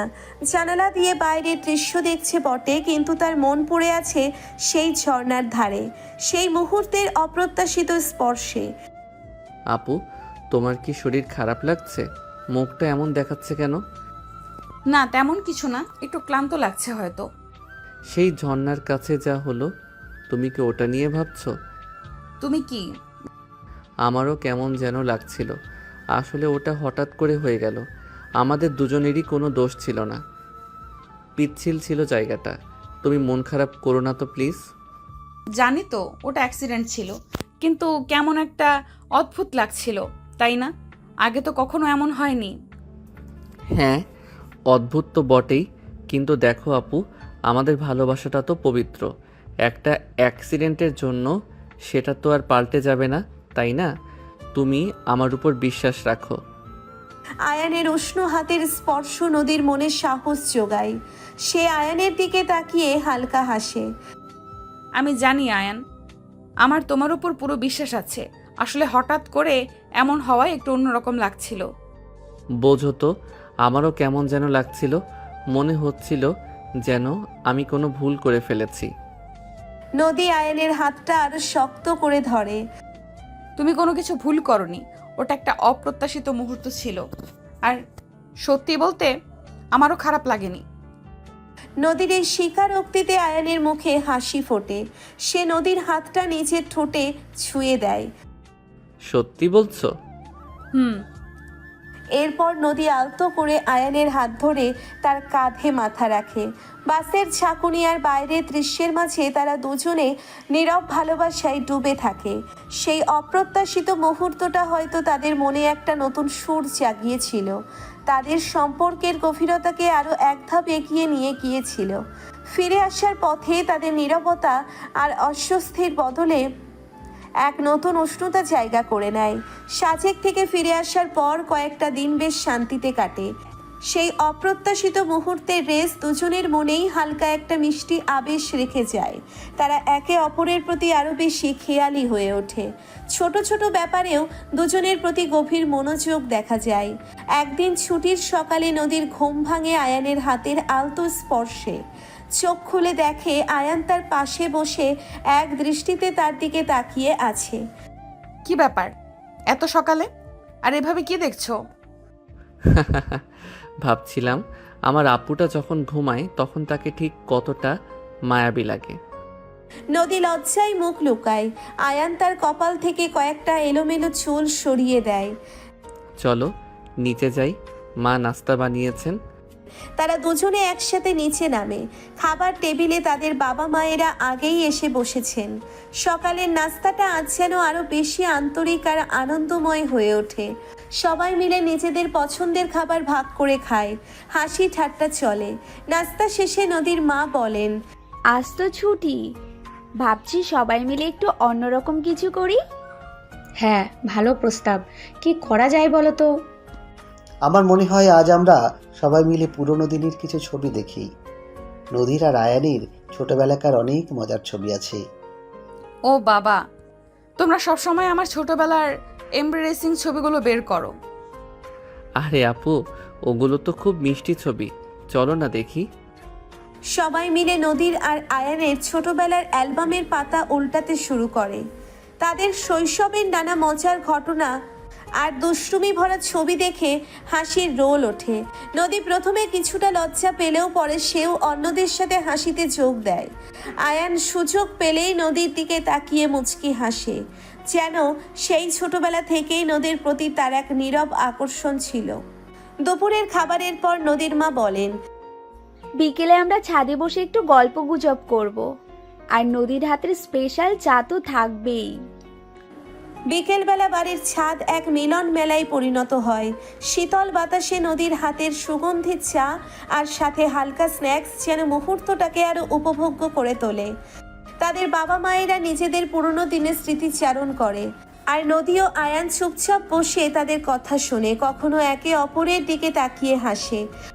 হঠাৎ আকাশ কালো করে বৃষ্টি নামে। সবাই তাড়াতাড়ি ছাদের জিনিসপত্র সরিয়ে ভেতরে চলে আসে। বৃষ্টির রিমঝিম শব্দে ঘরের ভেতরের পরিবেশটা আরো শান্ত ও রোমান্টিক হয়ে ওঠে। নদী আনমনে জানালার পাশে দাঁড়িয়ে বৃষ্টি দেখছিল। আয়ান এসে তার পাশে দাঁড়ায়। নদী আয়ানের কাঁধে মাথা রাখে। বৃষ্টিটা দেখছো কেমন শান্ত আর স্নিগ্ধ? আমার খুব ভালো লাগছে আজ। মনে হচ্ছে যেন সব টেনশন দূর হয়ে গেছে। আয়ান নদীর হাত ধরে তাদের নীরব আলিঙ্গনে বাইরের বৃষ্টির শব্দ আর ভেতরের ভালোবাসার উষ্ণতা একাকার হয়ে যায়। রাতের খাবারের পর সবাই একসাথে বসে টিভি দেখে। পুরনো কোনো সিনেমা চলছে আর সবাই মিলে হাসতে হাসতে দেখে। নদীর ক্লান্ত লাগলে আয়ান আলতো করে তার মাথায় হাত বুলিয়ে দেয়। ঘুমোতে যাওয়ার আগে আয়ান নদীর ঘরে আসে। শুভরাত্রি আপু। শুভরাত্রি সোনা। আজ একটা খুব সুন্দর দিন কাটালাম, তাই না? হ্যাঁ, খুব সুন্দর। এমন দিনগুলো যেন সব সময় ফিরে আসে। আলো নিভে যায় আর তাদের ভালোবাসার নীরব সাক্ষী থাকে রাতের নিস্তব্ধতা। একটি সাধারণ ছুটির দিনও তাদের সম্পর্কের গভীরতাকে আরও এক নতুন মাত্রা দিয়ে যায়। ছুটির সেই সুন্দর দিনটির কয়েকদিন পর সন্ধ্যায় আয়ান ল্যাপটপে নিজের ভার্সিটির নোটিশ বোর্ড দেখছিল। হঠাৎ তার চোখ আটকে যায় একটি নোটিশের দিকে। তাদের ফার্স্ট ইয়ারের ফাইনাল পরীক্ষার রুটিন প্রকাশিত হয়েছে। পরীক্ষার তারিখ এগিয়ে এসেছে, বেশ দ্রুতই।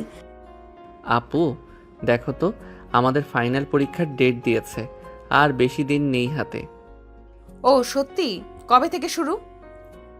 আয়ান খানিকটা স্ক্রল করে দেখে, জানায় আগামী মাসের প্রথম সপ্তাহ থেকেই পরীক্ষা শুরু। পরীক্ষার ডেট দেখে আয়ান কিছুক্ষণ চিন্তিত হয়ে পড়ে। তারপর তার মনে পড়ে তার নানার বাড়ির কথা। অনেকদিন যাওয়া হয়নি সেখানে, আর পরীক্ষার আগে একটু ফ্রেশ হয়ে এলে হয়তো ভালোই হবে। আপু, আমার একটা কথা ছিল। ও বলো, কি বলবে? ভাবছিলাম পরীক্ষার আগে যদি আমি একবার নানার বাড়ি থেকে ঘুরে আসি। অনেক দিন যাওয়া হয়নি। নানু আর মামারাও খুব মিস করছেন। একটু ঘুরে এলে মনটাও ফ্রেশ লাগবে, পরীক্ষার প্রস্তুতি নিতেও সুবিধা হবে। আয়ানের প্রস্তাব শুনে নদীর মুখটা প্রথমে একটু মলিন হয়ে যায়। আর আয়ানের প্রতি তার অতিরিক্ত ভালোবাসার কারণে সে চায় না আয়ান চোখের আড়াল হোক, বিশেষ করে এখন যখন তাদের সম্পর্কটা এত সুন্দর একটা মোড় নিয়েছে। হ্যাঁ বাবা, তোমার নানার বাড়ি থেকে ঘুরে আসাটাই ভালো হবে। মনটা একটু বদলাবে। কবে যেতে চাস? আমারও কোনো আপত্তি নেই, বরং ভালোই লাগবে। তোমার নানু ও মামারা খুশি হবেন। তাহলে টিকিট বুকিংয়ের ব্যবস্থা করি। কতদিনের জন্য যেতে চাও তুমি? দিন 5 জন্যে ভাবছিলাম, পরীক্ষার সপ্তাহখানেক আগে ফিরে আসব। পরিবারের সবাই আয়ানের এই প্ল্যানে রাজি হয়। নদীর মুখের দিকে তাকিয়ে তারা বুঝতে পারে হয়তো সে খুব একটা খুশি হয়নি, কিন্তু আয়ানের আগ্রহের কাছে সেও হার মানে। হ্যাঁ যাও, ঘুরে এসো, মন ফ্রেশ করে পরীক্ষা দিও। আয়ান নদীর মনের ভেতরের চাপা কষ্টটা বুঝতে পারে। সে নদীর হাত ধরে। তুমি রাগ করছো আপু? আমি না গেলে তুমি কি খুব খারাপ বোধ করবে? খারাপ তো লাগবেই, তুমি তো জানো।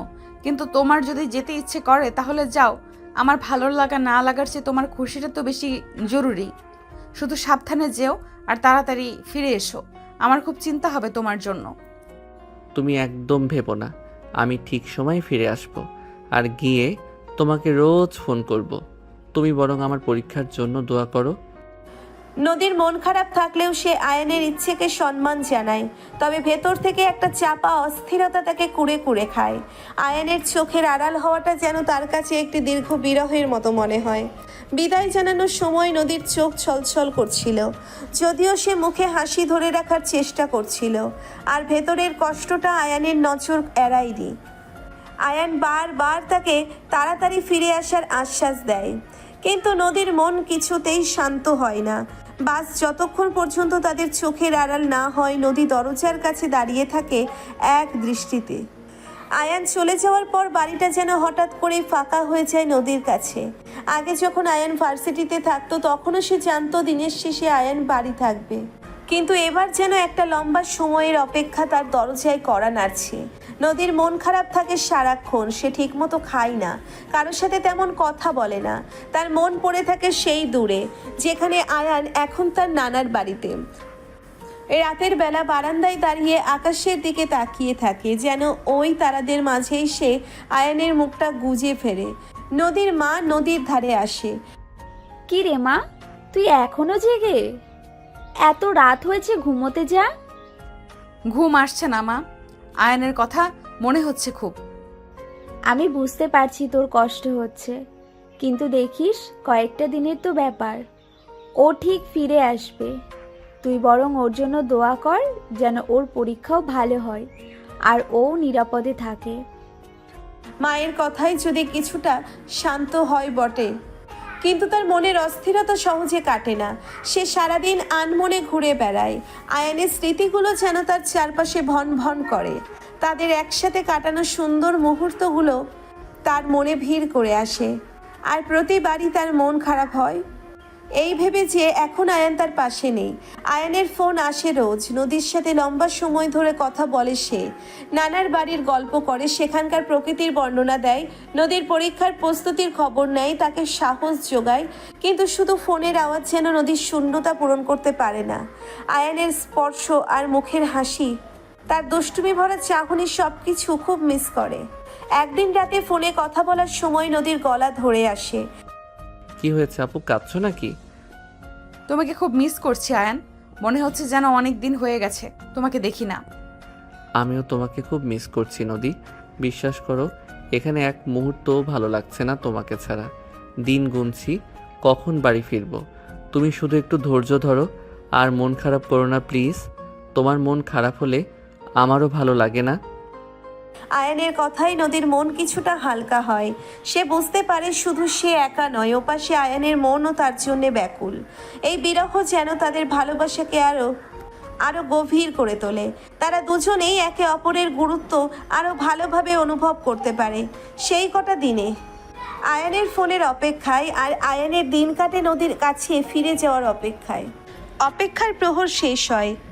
সেদিন সন্ধ্যায় নদীর দরজার কড়া নাড়ার শব্দ শুনে তার বুকের ভিতরটা ধুক করে ওঠে। সে ছুটে গিয়ে দরজা খোলে এবং দেখে দরজার ওপাশে দাঁড়িয়ে আছে আয়ান। তার মুখে ক্লান্তির ছাপ, তবুও সেই চেনা মিষ্টি হাসিটা অমলিন। আয়ানকে দেখা মাত্রই নদীর সব কষ্ট, সব অভিমান যেন এক মুহূর্তেই জল হয়ে যায়। সে কোনো কথা না বলে ঝাঁপিয়ে পড়ে আয়ানের বুকে এবং হাউ মাউ করে কেঁদে দেয়। এতদিন ধরে বুকের ভেতর চেপে রাখা বিরহের কান্না যেন আজ বাঁধভাঙা বন্যার মতো নেমে আসে। আয়ান আলতো হাতে নদীকে জড়িয়ে ধরে, তার চুলে বিলি কেটে দেয়, কপালে স্নেহাশিস এঁকে দেয়। এই তো আমি এসে গেছি আপু, আর কাঁদিস না লক্ষ্মীটি। আমারও তোমাকে ছাড়া একটা দিনও ভালো লাগেনি। দেখো আমি ঠিক ফিরে এসেছি। নদী তখনও আয়ানের বুকে মুখ গুজে কাঁদছে। তার ভেজা শ্বাস আয়ানের জামা ভিজিয়ে দিচ্ছে। আয়ান নীরবে তাকে সান্ত্বনা দেয়, তার পিঠে হাত বুলিয়ে দেয়। কিছুক্ষণ পর নদীর কান্না কিছুটা থামে, যেন আবার ছেড়ে দিলেই সে হারিয়ে যাবে। নদী আয়ানের বুক থেকে মুখ তুলে ভেজা চোখে বলে, আর কখনো যেও না আমাকে ছেড়ে আয়ান, তোমাকে ছাড়া আমার খুব কষ্ট হয়। আর যাব না আপু, আমার পরীক্ষাও তো প্রায় চলে এসেছে, এখন তো এখানেই থাকতে হবে। আয়ানের ফিরে আসার আনন্দে নদীর মন ভরে ওঠে, কিন্তু সেই দূরে থাকার কষ্টের স্মৃতি তখনও তার মনকে কিছুটা অস্থির করে রাখে। কিছুক্ষণ পর নদী আয়ানের হাত ধরে তাদের বাবার কাছে যায়। বাবা, আমার একটা কথা ছিল তোমার কাছে। হ্যাঁ মা, বলো কি বলবে। বাবা, আমি আর চাই না আয়ানের থেকে দূরে থাকতে। আমার মনে হয় আমরা আজকেই বিয়ে করতে চাই। নদীর কথা শুনে তার বাবা প্রথমে কিছুটা অবাক হন। তিনি নদীর ব্যাকুলতা বুঝতে পারেন, কিন্তু বাস্তবতার কথাও তাকে ভাবতে হয়। মা, আমি বুঝতে পারছি তুই আয়ানকে কতটা ভালোবাসিস, আর ওকে ছাড়া থাকতে তোর কষ্ট হয়। কিন্তু একটু ধৈর্য ধর, সামনে আয়ানের পরীক্ষা। এই সময় বিয়ের ঝামেলায় জড়িয়ে পড়লি ওর পড়াশোনায় মন বসানো কঠিন হবে। আমার বিশ্বাস ও ভালো রেজাল্ট করবে। ওর পরীক্ষা শেষ হলেই আমরা অবশ্যই তোদের বিয়ের ব্যবস্থা করব। তখন তোরা সারা জীবন একসাথে থাকতে পারবি। একটু অপেক্ষা কর মা। কিন্তু বাবা, প্লিজ মা, আমার কথাটা শোন। আয়ানের ভবিষ্যতের কথাটাও তো ভাবতে হবে। ও পরীক্ষা দিক, তারপর আমরা ধুমধাম করে তোদের বিয়ে দেব, কেমন? বাবার চুক্তিতে নদীর মন কিছুটা শান্ত হয়। সে বুঝতে পারে বাবার কথাগুলো ঠিক। আয়ানের ভবিষ্যতের কথা ভেবে তাকে এখন ধৈর্য ধরতে হবে। সে আয়ানের দিকে তাকায়। আয়ানও তার চোখে মুখে সান্ত্বনার সৃষ্টি দেয়। ঠিক আছে বাবা, আমি অপেক্ষা করব, কিন্তু তুমি মন দিয়ে পরীক্ষা দিও, কেমন? অবশ্যই আপু, তুমি ভেবো না। পরীক্ষা শেষ হলে আমাদের সব অপেক্ষা শেষ হবে। আয়ানও তার চোখে মুখে সান্ত্বনার দৃষ্টি দেয়। সেই সন্ধ্যায় আয়ানের ফিরে আসার আনন্দ আর ভবিষ্যতের সুন্দর দিনের স্বপ্নে নদীর মন আবার ভরে ওঠে।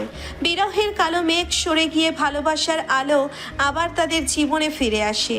বাবার কথায় রাজি হয়ে নদী মন খারাপ করা থেকে নিজেকে সরিয়ে আনে এবং পুরো দমে আয়ানের পরীক্ষার প্রস্তুতিতে মনোযোগ দেয়। এতদিন দূরে থাকার যে শূন্যতা তাদের মধ্যে সৃষ্টি হয়েছিল, তা তারা একে অপরের সান্নিধ্যে এসে ভরাট করে তোলে। আয়ান পরীক্ষার রুটিন ধরে পড়াশোনায় ডুবে যায়, আর নদী তার পাশে থেকে সব রকম সাহায্য করে। সে আয়ানের জন্য প্রয়োজনীয় বইপত্র গুছিয়ে নিচ্ছে, পড়ার সময় চা কফি বানিয়ে আনে এবং ক্লান্ত হয়ে গেলে তাকে বিশ্রাম নেওয়ার জন্য জোর করে। তাদের পড়ার ঘরটি যেন এক ভালোবাসার নীড়ে পরিণত হয়। একদিন আয়ানের মনোযোগ ভরা মুখে, অন্যদিকে নদীর কেয়ারিং স্পর্শ। মাঝে মধ্যে কঠিন কোনো টপিক বুঝতে অসুবিধে হলে নদী ধৈর্য ধরে আয়ানকে বুঝিয়ে দেয়। তাদের বোঝাপড়াটা এতটাই ভালো যে কঠিন বিষয়গুলো সহজে আয়ত্ত করতে পারে সে।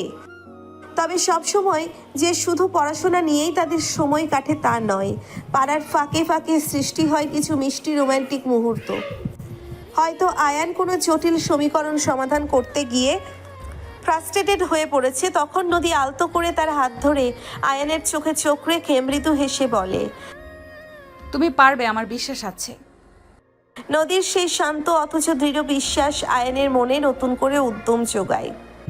আবার কখনো গভীর রাতে পড়তে পড়তে আয়ানের ঘুম এসে যায়। নদী তখন তার মাথার নিচে একটা বালিশ গুজে দেয়, পরম যত্নে তার কপাল থেকে চুল সরিয়ে দেয়। ঘুমন্ত আয়ানের মুখের দিকে তাকিয়ে নদীর ঠোঁটের কোণে এক স্নিগ্ধ হাসি ফুটে ওঠে। এই মানুষটাই তো তার জীবনের সব, তার ভালোবাসার আশ্রয়। একদিন বিকেলে পড়ার টেবিলে ঝুঁকে থাকা আয়ানের ঘাড়টা ব্যথা করছিল। নদী উঠে এসে তার ঘাড়ে আলতো হাতে মালিশ করে দিতে শুরু করে। আয়ান চোখ বন্ধ করে সেই আরামদায়ক স্পর্শ অনুভব করে। তোমার হাতের জাদু আছে আপু, নিমিষেই সব ব্যথা উধাও। শুধু হাতের জাদু নয়, ভালোবাসার ছোঁয়াও আছে। তাদের নীরব ভালোবাসার প্রকাশ ঘটে চোখের ইশারায়। আলতো স্পর্শে পরীক্ষার চাপের মধ্যেও তারা একে অপরের জন্য সময় বের করে নেয়। কখনো ছাদে বসে রাতের আকাশ দেখে, হাতে হাত রেখে ভবিষ্যতের স্বপ্ন বনে, কখনো বারান্দায় বসে হালকা বৃষ্টির ছোঁয়া নেয়, আর তাদের মনে ভালোবাসার সুর গুঞ্জরিত হয়।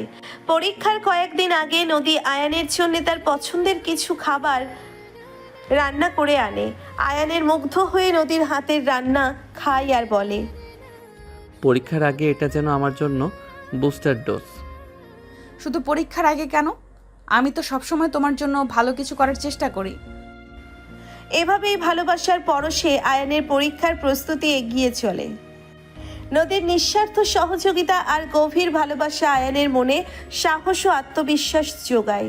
তারা দুজনেই জানে এই কঠিন সময়টা তারা একসাথে পার করছে এবং দীর্ঘ অপেক্ষার পর অবশেষে সেই দিনটি আসে।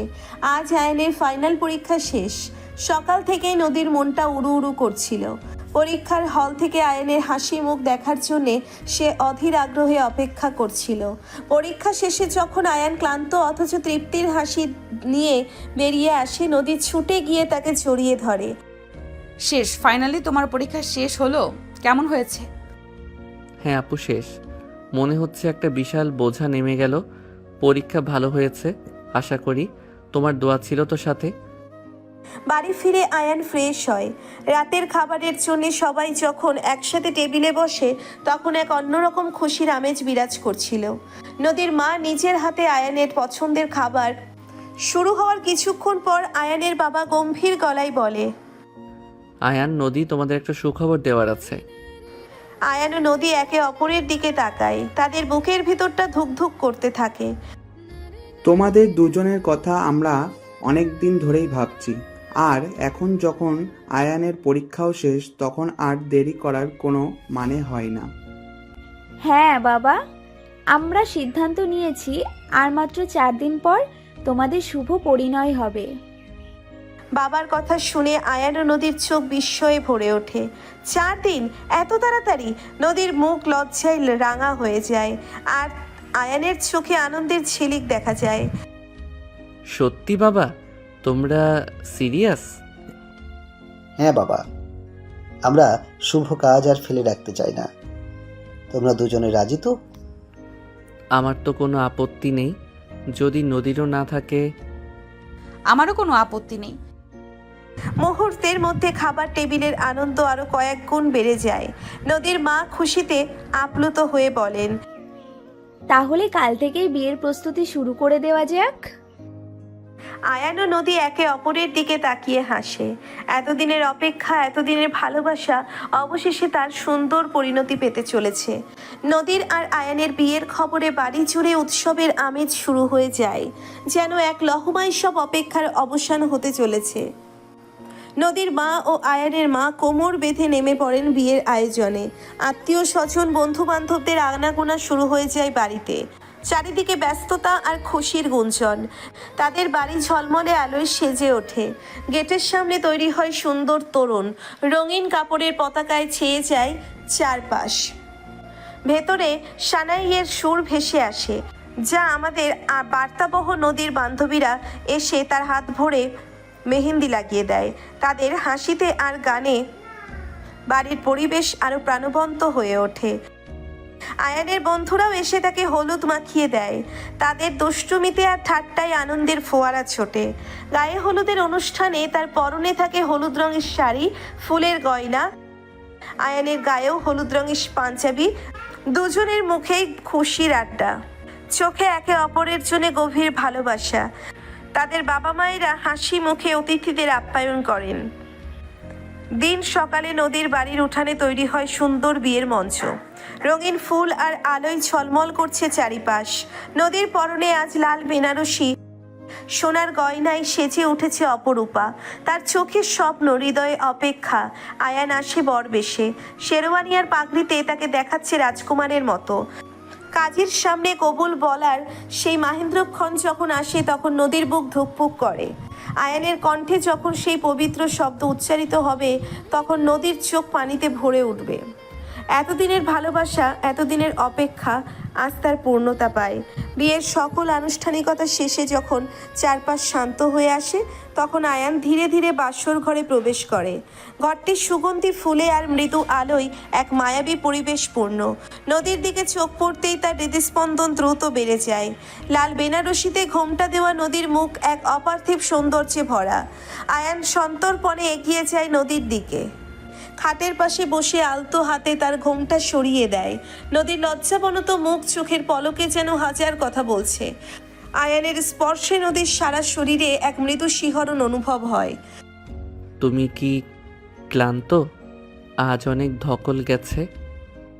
একটুও না, আমার তো মনে হচ্ছে যেন স্বপ্ন দেখছি। এত সুন্দর সবকিছু, আর তুমি? আয়ান নদীর হাত ধরে নিজের হাতের মধ্যে নেয়। তাদের হাতের স্পর্শে ভালোবাসার উষ্ণতা অনুভূত হয়। আমারও মনে হচ্ছে সব স্বপ্ন সত্যি হয়ে গেল। তোমাকে আমার পাশে এভাবে দেখে বিশ্বাস হচ্ছে না। নদী চোখ তুলে তাকায় আয়ানের দিকে। তাদের চোখের ভাষায় বিনিময় হয় না বলা অনেক কথা। সে সাহস করে আয়ানের চোখের দিকে তাকায়। তাদের দৃষ্টি এক গভীর আলিঙ্গনে আবদ্ধ হয়। তুমি জানো, প্রথম যেদিন তোমাকে দেখেছিলাম সেদিনই মনে হয়েছিল তুমি আমার জীবনের অংশ হবে। আর আমার মনে হয়েছিল তোমার ওই শান্ত চোখের দিকে তাকিয়ে যেন আমি আমার আশ্রয় খুঁজে পেয়েছি। তারা দুজনে কিছুক্ষণ নীরবে বসে থাকে। তাদের হাতের বন্ধন আরো দৃঢ় হয়। ঘরের নিস্তব্ধতা ভেঙে শুধু তাদের হৃদস্পন্দনের মৃদু আওয়াজ শোনা যায়। বাইরের রাতের আধার যেন তাদের ভেতরের ভালোবাসার আলোয় আলোকিত হয়ে ওঠে। আয়ান ধীরে ধীরে নদীর আরো কাছে আসে। তাদের নিঃশ্বাস একে অপরের স্পর্শ অনুভব করে। নদীর গোলাপি ঠোঁট ছুঁয়ে যায় আয়ানের ঠোঁটে। সেই প্রথম স্পর্শে ভালোবাসার গভীরতা। আপু, সাবধান হয়ে যাও। আজকে রাতে তোমার উপর রোমান্টিক ঝড় বয়ে যাবে। এইরকম ঝড় আমি সবসময়ই চাই, কিন্তু আরেকবার যদি আপু বলো সেদিনই দেখবে কি হয়। আর আয়ান নদীকে তার কথাটি শেষ করতে দিল না। নদীর ঠোঁটজোড়া দখল করে নিল। এভাবেই চলে, তারপর শুরু করে, না দর্শক, আমি আর বলতে পারবো না, আমার লজ্জা লাগছে। আর যাদের শুনতে ইচ্ছে করছে তারা একটা করে বিয়ে করে ফেলুন। তাদের দীর্ঘদিনের প্রেম আজ পূর্ণতা পায় এক নতুন সম্পর্কের বাঁধনে। সিনিয়র বড় আপু অবশেষে তার রোমান্টিক স্বামীর পাশে খুঁজে পায় জীবনে আসল সুখ আর ভালোবাসা। আর এই ভালোবাসার পরিণতিতে গল্পের পর্দা নামে এক মিষ্টি হ্যাপি এন্ডিংয়ের সাথে নদীর দীর্ঘদিনের লালিত স্বপ্ন অবশেষে সত্যি হয়। তার একটু জেদি অধিকার ফলানো ভালোবাসা আয়ানের শান্ত কেয়ারিং হৃদয়ে খুঁজে পায় তার কাঙ্ক্ষিত আশ্রয়। তাদের চাচাতো ভাই বোনের সম্পর্কের শুরুতে যে দ্বিধা আর সংকোচ ছিল, সময়ের সাথে সাথে তা গভীর ভালোবাসায় রূপান্তরিত হয়। এই গল্প আমাদের শেখায় ভালোবাসা কোনো নির্দিষ্ট গণ্ডিতে বাঁধা থাকে না। বয়সের পার্থক্য বা সম্পর্কের শুরুতে অন্য কোনো সমীকরণ থাকলেও যদি দুটি হৃদয় সত্যি ভালোবাসে তবে সব বাধা অতিক্রম করা সম্ভব। নদীর তীব্র ভালোবাসার যেমন আয়ানকে ধীরে ধীরে আপন করে নিয়েছে, তেমনি আয়ানের নীরব অথচ গভীর কেয়ারিং নদীর জীবনে এনেছে শান্তি ও নির্ভরতা। তাদের সম্পর্কের উত্থান পতন, মান অভিমান, এমনকি সেই অপ্রত্যাশিত রোমান্টিক মুহূর্তগুলোও তাদের ভালোবাসাকে আরো মজবুত করেছে। পরিশেষে পরিবারের সমর্থন এবং তাদের নিজেদের অটুট বিশ্বাস তাদের ভালোবাসাকে সুন্দর পরিণতির দিকে নিয়ে যায়। বাসটাতে সেই স্বপ্নের পরিবেশে তাদের নতুন জীবন শুরু হয়, যেখানে থাকে শুধু একে অপরের প্রতি গভীর ভালোবাসা আর সারা জীবন একসাথে পথ চলার অঙ্গীকার। এই গল্পটি একটি মিষ্টি প্রেমের উপাখ্যান, যা আমাদের মনে করিয়ে দেয় সত্যিকারের ভালোবাসা সবসময় সুন্দর পরিণতি লাভ করে। শুধু প্রয়োজন একটু ধৈর্য, বিশ্বাস আর একে অপরের প্রতি আনকন্ডিশনাল ভালোবাসা। নদীর সিনিয়র বড় আপুর পরিচয় মুছে গিয়ে অবশেষে সে হয়ে উঠল তার ভালোবাসার রোমান্টিক বউ, আর তাদের এই বন্ধন চিরকাল অটুট থাকে।